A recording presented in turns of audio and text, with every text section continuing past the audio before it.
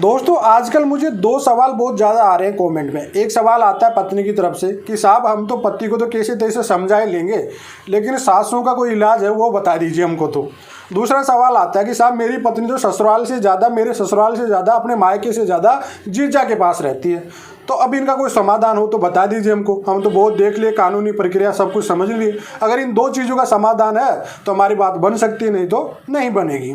अब देखिए मैं दोनों का प्रैक्टिकल समाधान बता देता हूँ आपको। सबसे पहले मैं जीजा वाला सिस्टम को ख़त्म ही कर देता हूँ आपको, पूरा कानूनी तौर पे सभी तौर पे आपको मैं प्रैक्टिकल बता देता हूँ। देखिए और ना तो आपके खून के रिश्ते में आता है किसी भी तरह, ना आपकी पत्नी के खून के रिश्ते में आ रहा, वो उसकी बहन का हस्बैंड है, तो वो किसी भी प्रकार से कोई खून ब्लड रिलेशनशिप में नहीं आ रहा। मतलब वो एक तरह से आपके घर तोड़ का काम कर रहा है, ठीक है।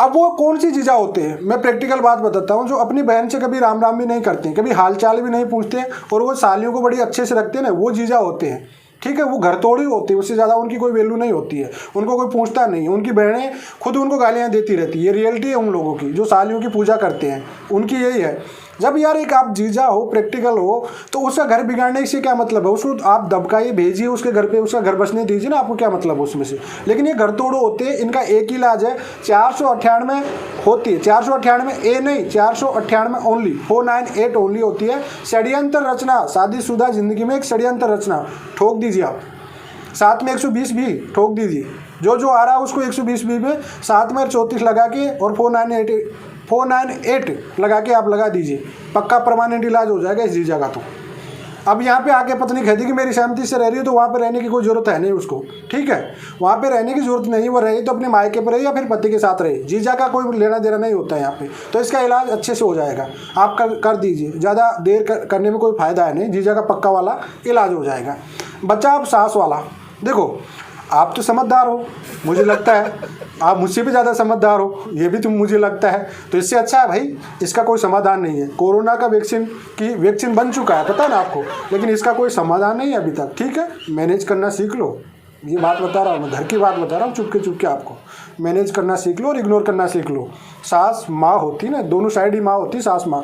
अब उधर बेटा भी लाडला माँ का, उधर बेटी भी लाडली परी माँ की, तो भाई ये प्यार होता माँओं का। अब इसको आप किस तरह से ले रहे हो, किस तरह से नहीं ले रहे हो, वो आप पे डिपेंड करता है, ठीक है। और मुझे नहीं लगता माँओं की वजह से आपको रिश्ता तोड़ना चाहिए, क्योंकि आजकल हस्बैंड वाइफ बहुत ही मैच्योर पर्सन होते हैं, तो इन चीज़ों को इग्नोर करो। उनसे तो बड़े आदमी है वो, तो बुजुर्ग माँ बाप है वो, तो उनका तो प्यार चाहिए ना, लोगों को संस्कार सीखो, उनसे तो प्यार चाहिए, तो प्यार लो माँ बाप को, बस आप नेगेटिव मत सोचो उनको, ठीक है। अब कोई की बेटी 20-25 साल तक जाएगी, कोई 25 साल तक अपनी माँ के पास रही, फिर वो अचानक चली जाती है, तो माँ को तो टेंशन रहती ना। अब बेटा को भी, माँ की बेटा की भी टेंशन होती है, तो इन चीज़ों का कोई नहीं है। इनसे बड़े आदमी होते हैं, बुजुर्ग आदमी होते हैं, इनको मैनेज करना सीखो आराम से, और अपनी लाइफ में इग्नोर करना सीखो। कभी दिल पे मत लो इनकी बात को, आशीर्वाद समझ के अपनी लाइफ में जीते रहो, ठीक है, आराम से। कभी कोई माँ बाप किसी का बुरा नहीं चाहता है, बी पॉजिटिव सोच रखा करो, नेगेटिव कभी मत सोच रखा। यहाँ पे मैं पत्नी को भी यही कहता हूँ, पति को भी यही कहता हूँ, भाई माँ बाप की वजह से रिश्ता मत तोड़ो। देखो वो तो क्या होता है, आगे जिंदगी भर तुमको रहना होता है ना साथ में, तो उन चीज़ों के लिए आप ज़्यादा इंपॉर्टेंट मत समझिए, ठीक है। तो आई होप आपको समझ में और दोनों का सॉल्यूशन मिल गया होगा। चलिए आज के लिए इतना ही। जय हिंद, वंदे मातरम।